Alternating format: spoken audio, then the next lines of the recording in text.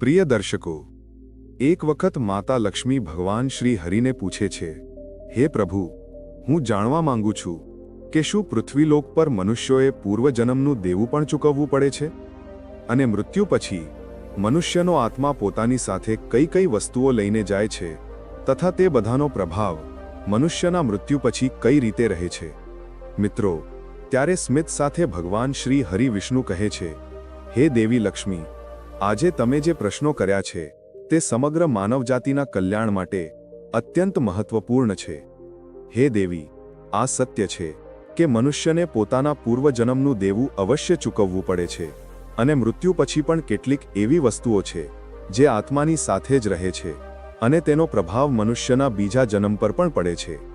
ત્યારે માં લક્ષ્મી પૂછે છે, હે પ્રભુ ગોવિંદા, એવું કેવું દેવું હોય છે જે આવતા જન્મે પણ ચૂકવવું પડે છે અને તે કઈ વસ્તુઓ છે જે આવતા જન્મે પણ પ્રભાવ પાડે છે? પછી ભગવાન શ્રી હરિ કહે છે, હે દેવી, આજે હું તમને આ જ વિષયમાં એક કથા સંભળાવું છું. તમે આ કથાને ધ્યાનથી પૂરી સાંભળશો તો તમને તમારા બધા પ્રશ્નોના ઉત્તર અવશ્ય મળી જશે કે પૂર્વજન્મનું દેવું શા માટે ચૂકવવું પડે છે. મિત્રો, આ કથાનું શ્રવણ કરવા માત્રથી જ તમારા જીવનમાં સુખ સંપત્તિ અને ધનની વર્ષા થશે. તેથી તેને પૂરી ધ્યાનથી જરૂર સાંભળો. હે માતા લક્ષ્મી, આજે જે પણ આ પવિત્ર કથાનું શ્રવણ કરી રહ્યા છે, તમે તેના ઉપર તમારા આશીર્વાદ હંમેશા બનાવી રાખો. તેમના જીવનની બધી મનોકામનાઓ પૂરી કરો. મિત્રો, વિડિયો સારી લાગે તો એક લાઇક જરૂર કરી દેજો અને કોમેન્ટ બોક્સમાં સાચી શ્રદ્ધાથી જય માં લક્ષ્મી લખવાનું ભૂલશો નહીં. મિત્રો, આગળ ભગવાન શ્રી હરિ કહે છે, હે લક્ષ્મી, એક સમયની વાત છે. વિદર્ભ દેશમાં સુદેવ નામનો એક બ્રાહ્મણ રહેતો હતો અને તેની પત્નીનું નામ રૂપા હતું. તે અત્યંત ગરીબ ઘરમાં જન્મ્યો હતો, પણ તે અત્યંત બુદ્ધિમાન અને મહેનતી હતો.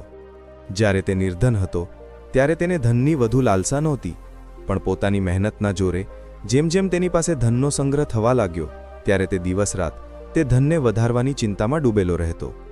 તેની પત્ની રૂપા પણ ધનની અત્યંત લાલચી સ્ત્રી હતી. તમે તો જાણો જ છો કે ધનની તૃષ્ણા એવી હોય છે જે વધતા ધનની સાથે સાથે વધતી જ જાય છે. સુદેવ હવે એવું વિચારતો કે કાશ તેને કોઈ એવી યુક્તિ મળી જાય જેનાથી થોડાક જ દિવસોમાં ધનમાં હજારો ગણો વધારો થઈ જાય. હે લક્ષ્મી, પહેલાં તે ધનને ચંચળ અને હાથનો મેલ સમજતો હતો અને કહેતો, ધનનું શું છે, તે તો હંમેશા આવતું જતું રહે છે. પણ ત્યારે તે મૂર્ખ હતો. હવે તેની આંખો ખુલી ગઈ હતી અને તે ધનનો અત્યંત સંગ્રહ કરવા લાગ્યો. તે ધનથી દાન ધર્મ આદિ કરવા લાગ્યો તથા તે સાધુ અને મહંતોની સેવામાં લાગ્યો હતો. પહેલાં તેની ઈશ્વરમાં મોટી શ્રદ્ધા હતી, કિંતુ સમયની સાથે સાથે ધનની લાલચની ભડકતી જ્વાળાએ તેના અન્ય બધા સદ્ગુણોને પણ બાળી દીધા. ધનની લાલસાએ તેની અંતરાત્માને હંમેશા માટે નષ્ટ કરી દીધી. પહેલાં જ્યારે પણ સુદેવના દ્વાર પર કોઈ સાધુ મહાત્મા આવતા તો તેનું મુખ ફૂલોની જેમ ખીલી ઉઠતું હતું, પરંતુ હવે આદર સત્કારના સમયે મુખ પર નિરાશા અને માયુસી જ રહે છે. મિત્રો, ભગવાન શ્રી હરિ કહે છે કે હે લક્ષ્મી, એક વખતની વાત છે. સંધ્યાનો સમય હતો. સુદેવના દ્વાર પર એક સાધુ આવીને રોકાયા અને બોલ્યા, હે પુત્ર, હું એક યાત્રી છું અને આગળ હરિદ્વાર જવું છે. આજની રાત વિતાવવા માટે સાધુને સ્થાન મળી જાય તો સારું થશે. હું મોટી આશાથી તમારા દ્વાર પર આવ્યો છું. તે સાધુનું મુખ સંતોષની મૂર્તિ હતું, આંખોમાં અમૃત અને મોઢામાં મધ જેવી મીઠાશ, જેના કારણે સુદેવનું હૃદય ભક્તિભાવથી ભરાઈ ગયું અને તે તેમને પ્રણામ કરતા બોલ્યો, જરૂર મહાત્મા, તમારી સેવા કરવી તો મારો પરમ ધર્મ છે. ત્યારે તે સાધુ હસતા કહે છે, બેટા, આજકાલના સમયમાં તારા જેવા ભક્તિભાવવાળા પુરુષ ક્યાંક વિરલ જ મળે છે. આ સંસારમાંથી ધર્મનો ભાવ જ જાણે ઉઠી ગયો છે. આ પ્રકારે સાધુના મુખેથી પોતાની પ્રશંસા સાંભળીને સુદેવનું હૃદય ખીલી ઉઠ્યું. તેને એવું પ્રતીત થયું જાણે તેને સ્વર્ગમાં જ સ્થાન મળી ગયું હોય. તેના હોઠો પર શબ્દ આવી જ ગયા હતા, પરંતુ તેને દબાવી દીધા અને તેણે કહ્યું, મહારાજ, જો અમે તમારા જેવા સંતોની સેવા નહીં કરીએ તો આ માનવ જીવનનો શું લાભ? એમ કહેતા સુદેવ તે મહાત્માને પોતાના ઘરની અંદર લઈ ગયો. જ્યારે તેમણે ઘરમાં પ્રવેશ કર્યો ત્યારે સુદેવે તેમના સ્વાગત સત્કારમાં કોઈ કમી ન છોડી. તેમને ખાવા માટે સ્વાદિષ્ટ ભોજન બનાવડાવ્યું, અવનવા પ્રકારની મીઠાઈ બનાવડાવી. ત્યારબાદ દાળ અને શાકમાં એટલું ઘી નાખ્યું જેમ નદીની ધારામાં જળ વહેતું હોય.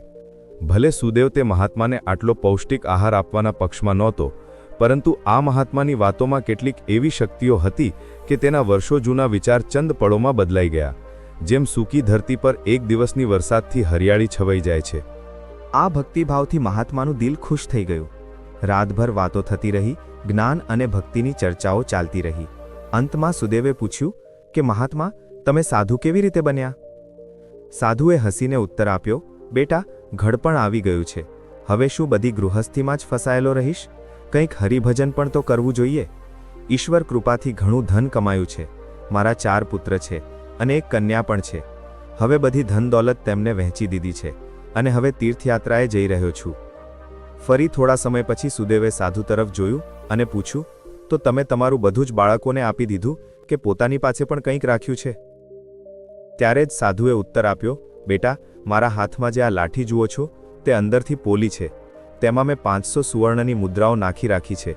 યાત્રામાં ક્યારેક ક્યારેક ધનની જરૂરિયાત પણ પડી જાય છે. આ કહેતા કહેતા સાધુને નીંદ આવી ગઈ, પરંતુ સુદેવની આંખો જાગતી હતી અને આ બધી વાતો તેની પત્ની રૂપાએ પણ સાંભળી તથા જાણી લીધી હતી. હવે રાત્રિનો પહેલો પ્રહર વીતી ગયો હતો. તે વારંવાર મહાત્માની લાઠીને જોઈ રહ્યો હતો અને મનોમન કંઈક વિચારી રહ્યો હતો. હવે તેની અંદર લોભની માયાનો સંચાર થયો, કિંતુ તેની અંતરાત્મા આ ઘૃણિત કાર્ય કરવાથી રોકી રહી હતી. કિંતુ વળી મનની દુરાત્મા સુવર્ણ મુદ્રાઓ મેળવવાની જીત પર અડી ગઈ. થોડા સમય સુધી આ સંઘર્ષમાં જ તેના મનનો ખરાબ હાલ થઈ ચૂક્યો હતો કે ત્યારે જ તેની પત્ની તેની પાસે આવીને બેસી જાય છે અને કહે છે, સ્વામી, તમે કઈ ગહન ચિંતામાં ડૂબ્યા છો? શું તમે પણ તે જ કુટિલ મનસાથી વિચારી રહ્યા છો જે હું પણ વિચારી રહી છું? આ મહાત્માએ તો પોતાની ખૂબ સેવા કરાવી લીધી છે. હવે તેમને કંઈક તો હરજાનો ભરવો પડશે. ત્યારે સુદેવ કહે છે, રૂપા, મારા મનમાં મોટી જ દુવિધા થઈ રહી છે. અમારું કર્તવ્ય છે કે અતિથિની સેવા કરીએ, કિંતુ જો અમે તેમના ધનને ચોરીએ છીએ તો પાપ થશે. કદાચ અમને આવું ન કરવું જોઈએ. ત્યારે તેની પત્ની કહે છે, અરે, તમે કેવી ફિઝૂલની વાતો કરી રહ્યા છો? આ મહાત્માની ઉંમર ઢળી ચૂકી છે અને શું ખબર ક્યારે આ લુડકી જશે. આમ પણ હવે આ અનાથ છે અને પોતાનો અંતિમ સમય વિતાવવા હરિદ્વાર જઈ રહ્યા છે. તમે તમારા મનને રોકો નહીં અને આ સુવર્ણ મુદ્રાઓ લઈ લો. મને લાગે છે ઈશ્વર પણ એવું જ ઈચ્છે છે. આ જ કારણે આ મહાત્મા અહીં પધાર્યા છે અને જે વાત સૌથી ગુપ્ત રાખવી જોઈએ તે જ તમને જણાવી દીધી છે. ત્યારે સુદેવ, ઠીક છે, એવું પોતાની પત્નીને કહે છે. મિત્રો, ભગવાન શ્રી હરિ કહે છે, હે લક્ષ્મી, અંતે લોભે ધર્મને હરાવી દીધો. સુદેવે લાઠી ઉઠાવી, પણ તેના હાથ પગ કાપી રહ્યા હતા. તેની અંતરાત્માએ એક વખત ફરીથી ફડફડાવવાનું શરૂ કર્યું, પરંતુ લોભના દૃઢ હાથોએ તેને દબાવી દીધું. ત્યારે સુદેવ અને રૂપાએ લાઠી ખોલી અને તેમાંથી સુવર્ણ મોહરોને કાઢી લીધી અને તેમની જગ્યાએ સામાન્ય લોખંડના સિક્કા ભરી દીધા. બીજા દિવસે સવારે મહાત્મા સુદેવ અને તેની પત્નીની નમ્રતાપૂર્વક આજ્ઞા લઈને સ્નાન આદિ કરીને પોતાની આગળની યાત્રા માટે તૈયાર થઈ ગયા. કિંતુ હજી પણ સુદેવનું દિલ ધબકી રહ્યું હતું. તેમને ડર હતો કે ક્યાંક સાધુને શંકા ન થઈ જાય. આ ખ્યાલથી તેમનો ચહેરો પીળો પડી રહ્યો હતો. પરંતુ મહાત્માને આ વાતની કોઈ ખબર જ નહોતી. તે તો હસતા વાતો કરી રહ્યા હતા અને રાતની મહેમાનગતિ માટે વારંવાર ધન્યવાદ આપી રહ્યા હતા. વળી જતા સમયે સુદેવે કહ્યું, મહાત્માજી, મારે ત્યાં સંતાન નથી. કૃપા કરીને ભગવાન શ્રીકૃષ્ણથી પ્રાર્થના કરો કે તેમના જેવી જ અમારે ત્યાં સંતાન થઈ જાય. આમ તો અમે પાપી છીએ. અમારી પ્રાર્થનાઓનો કોઈ અસર ન થઈ શકે. કિંતુ તમે તો મહાત્મા છો. ભગવાન તમારી વાત જરૂર સાંભળશે. ત્યારે મંદ સ્મિત સાથે મહાત્માએ ઉત્તર આપ્યો, સાંભળશે કે નહીં તે તો તે જ જાણે, પરંતુ હું તમને આશીર્વાદ આપું છું કે ભગવાન શ્રી કૃષ્ણ તમને સંતાન આપે. એટલું કહીને તે મહાત્મા ત્યાંથી ચાલ્યા ગયા. મિત્રો, ભગવાન શ્રીહરિ કહે છે, હે લક્ષ્મી, હવે જાણે સુદેવના માથા પરથી એક મોટો બોજ હટી ગયો હતો. તેમને એવું લાગ્યું જેમ મહાત્માના જવા સાથે જ તેમના દિલ પરથી એક પથ્થર હટી ગયો હોય. કિંતુ તે બંને પતિ પત્ની આ ચોરીના ફળથી બચી નહોતા શકતા. આ વાત સુદેવનું મન અને મગજ પણ અનુભવી રહ્યા હતા, પરંતુ તે આ ચોરીના પ્રગટ થવાથી બહુ ડરતા હતા. ચોરીનું પ્રગટ થવું પ્રત્યક્ષ હતું, હે લક્ષ્મી, કિંતુ તેનું ફળ ભવિષ્યના કોઈ પડદામાં ચૂપચાપ છુપાઈને સાચા અવસરની પ્રતીક્ષામાં હતું. હે લક્ષ્મી, મનુષ્ય વર્તમાન સમયની સામે ભવિષ્યની પરવા નથી કરતો. વળી બીજી તરફ જ્યારે તે મહાત્મા હરિદ્વારમાં પહોંચ્યા તો તેમનું હૃદય અત્યંત પ્રસન્ન થઈ ગયું. અહીં સાધુ સંતોને જોઈને એવી પ્રસન્નતા થઈ જાણે તેમને બધા દેવતાઓના સાક્ષાત દર્શન થઈ ગયા હોય. તેમનું મન ઈશ્વર ભક્તિમાં લીન થઈ ગયું. પછી બીજા દિવસે તેમણે તે મંદિરના મુખ્ય રસોઈયાને બોલાવીને કહ્યું, મહારાજ, હું અહીં દર્શન હેતુ આવનારા બધા યાત્રીઓ માટે અન્નદાન કરવા માંગુ છું, અને હવે અહીં એક મારી ઈચ્છા બાકી છે. કૃપા કરીને તમે અમને જણાવો કે બધા લોકોના ભોજન તથા નિવાસ અને વસ્ત્રદાન માટે કેટલો ખર્ચ થઈ શકે છે.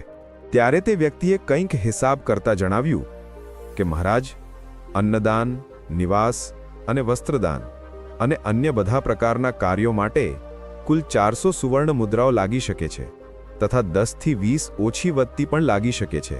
શું તમારી પાસે આટલું વધારે અને પર્યાપ્ત ધન છે? ઠીક છે, હું તેનો પ્રબંધ કરું છું. તમે બસ આવતીકાલના બધા કાર્યક્રમોનું આયોજન કરો, કહીને તે ગંગા સ્નાન માટે ચાલ્યા ગયા. પછી બીજા દિવસે તેમના કહ્યા અનુસાર તે રસોઈયાએ પૂરું આયોજન કર્યું. હરિદ્વારના પરિસરમાં મોટી જ ધૂમધામ અને ખુશીની સાથે અન્નદાન, વસ્ત્રદાન, ભજન આદિ કાર્યોને સંપન્ન કર્યા. ત્યાં હાજર બધા લોકો જોઈને ખુશીથી કહેવા લાગ્યા, મહાત્મા પોતે ગરીબ થઈને કેટલા ઉદાર છે, અને જેમની પાસે ધનની કોઈ કમી નથી હોતી તે વ્યર્થના દેખાડામાં લૂંટાવી દે છે, પુત્રોના વિવાહ પર ઉડાવી દે છે, પરંતુ ધર્મની રાહ પર એક કૌડી પણ ખર્ચ કરતા નથી. આ એક નેકદિલ મનુષ્ય છે, જેણે પોતાનો ધર્મ સમજ્યો અને ધર્મની સામે ધનનો મોહ ન જોયો. ત્યારે પોતાની પ્રશંસા સાંભળીને મહાત્માના ખુશીનો કોઈ ઠેકાણો ન રહ્યો. તેમનું હૃદય આનંદથી ભરાઈને પ્રસન્ન થઈ રહ્યું હતું. કિંતુ હે લક્ષ્મી, વળી બીજી તરફ તેમનું ભાગ્ય રોઈ રહ્યું હતું. જ્યારે સંધ્યા થઈ, મહાત્માએ પોતાના રૂમનો દરવાજો બંધ કર્યો અને લાઠીને ખોલીને જોયું તો લાઠીની અંદર લોખંડના સિક્કા જોઈને તેમનું હૃદય કાંપી ગયું. તેમને એવું પ્રતીત થયું જાણે તે કોઈ ભયાનક સ્વપ્ન જોઈ રહ્યા હોય. તેમને પોતાની આંખો પર વિશ્વાસ નહોતો થઈ રહ્યો. તે ઈચ્છતા હતા કે આ સ્વપ્ન જલ્દીથી જલ્દી તૂટી જાય, પણ આ કોઈ એવું સ્વપ્ન નહોતું જેનાથી નીંદ ખુલી જાય.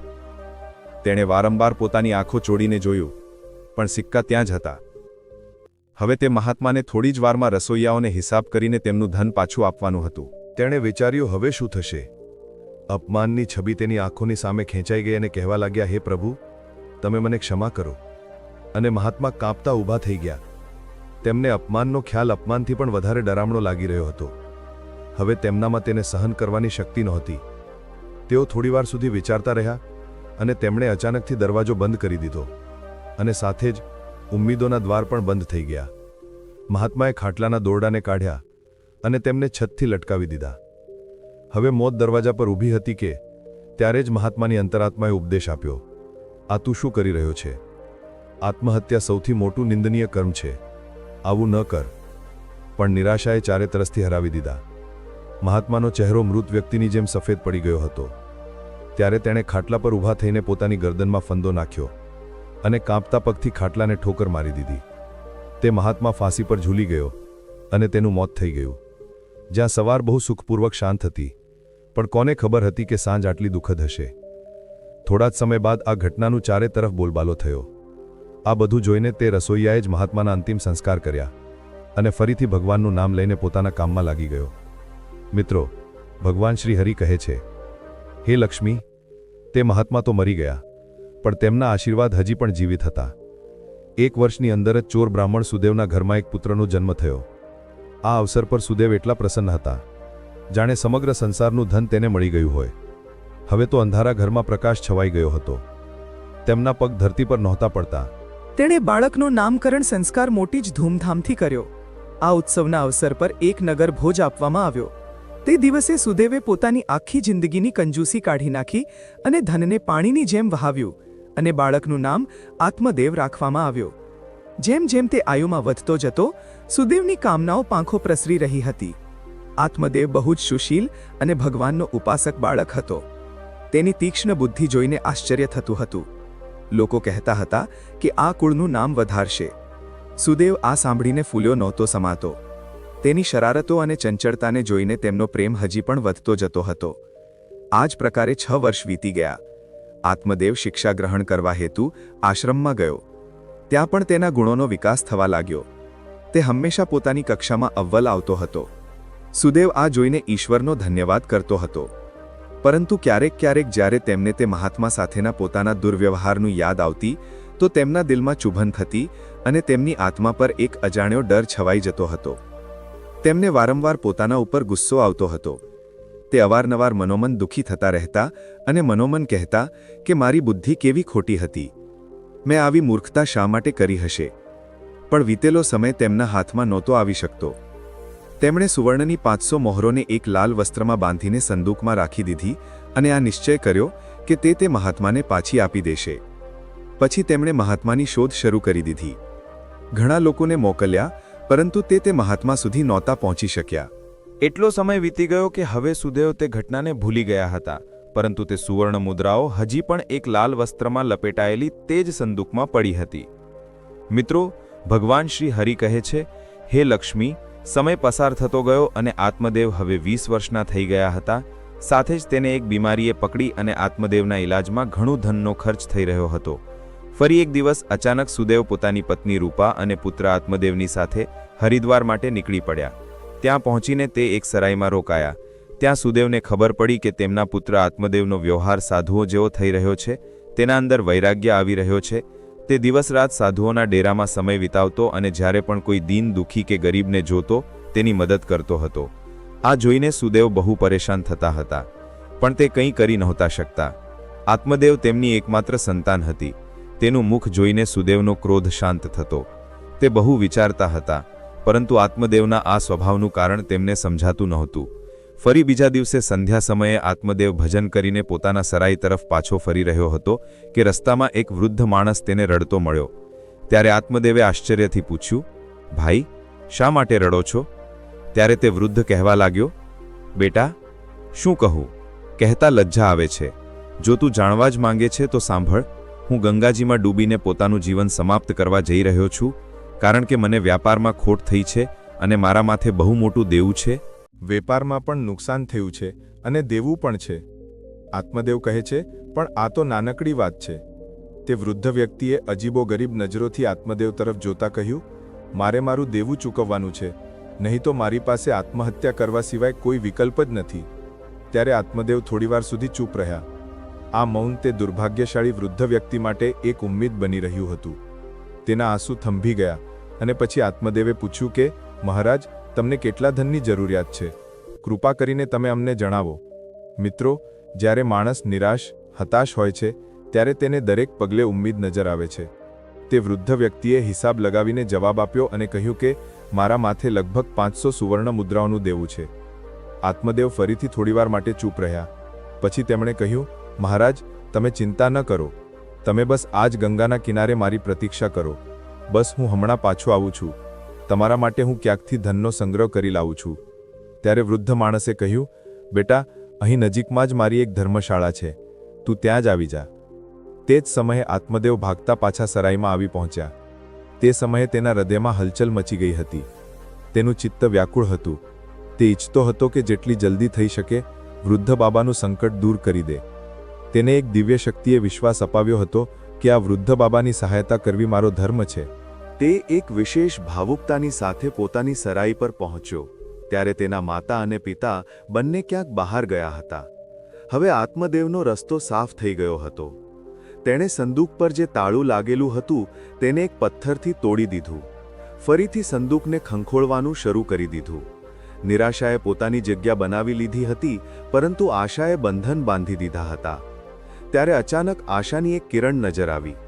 આત્મદેવના હાથમાં તે લાલ વસ્ત્ર આવી ગયું. તેમણે તેને કાપતા હાથોથી ખોલ્યું અને તેમનું દિલ કમળની જેમ ખીલી ઉઠ્યું.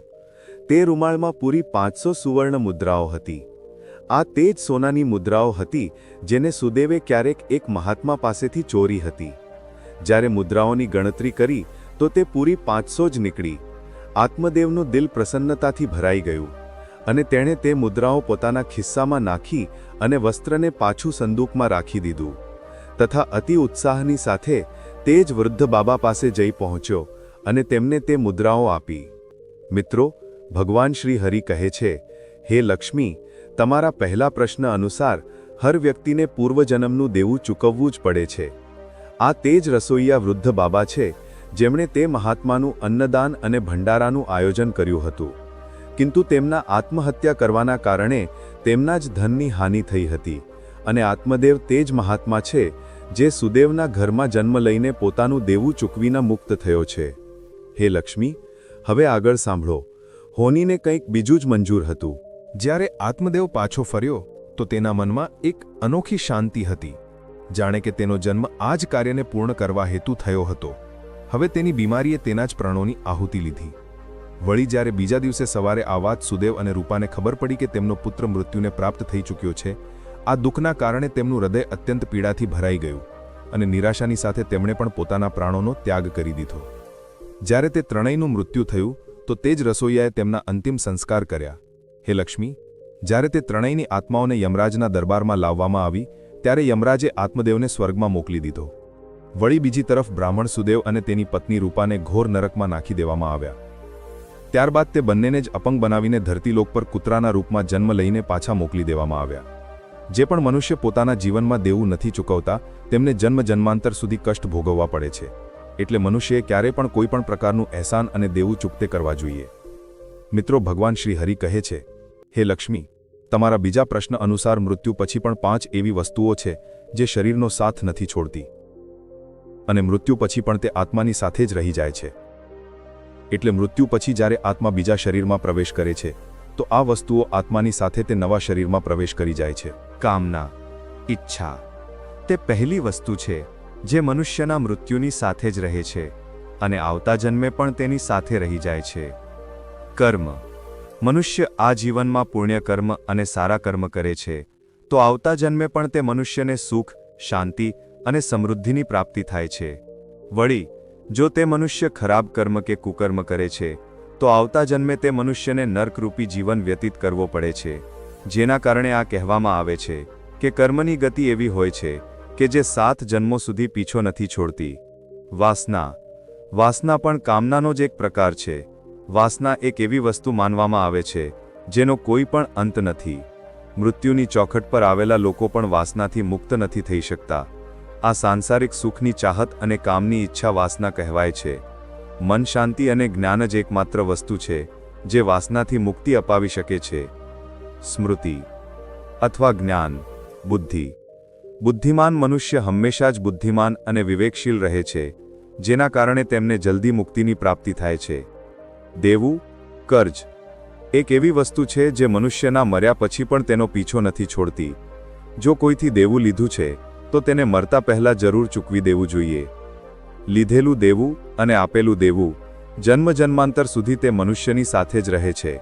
જો કોઈ મનુષ્ય દેવું લઈને મરે છે તો તેનું દેવું પરલોકમાં પાછું માંગવામાં આવે છે. સાથે જ તેને પોતાના દેવાની સજા પણ આપવામાં આવે છે. એટલું જ નહીં, આવતા મળનારા જન્મે પણ તે વ્યક્તિ સુખ સુવિધાઓથી દૂર રહે છે અને હંમેશા પોતાના જીવનમાં અસફળ રહી જાય છે. મિત્રો, તો ઉમ્મીદ છે તમને આ કથા પસંદ આવી હશે. વિડીયોને લાઇક જરૂર કરો અને કોમેન્ટમાં જય શ્રી લક્ષ્મી નારાયણ અવશ્ય લખો. સાથે જ ચેનલને સબસ્ક્રાઇબ કરો. વિડીયો અંત સુધી જોવા માટે તમારો ખૂબ ખૂબ આભાર. જય શ્રી કૃષ્ણ. ધન્યવાદ.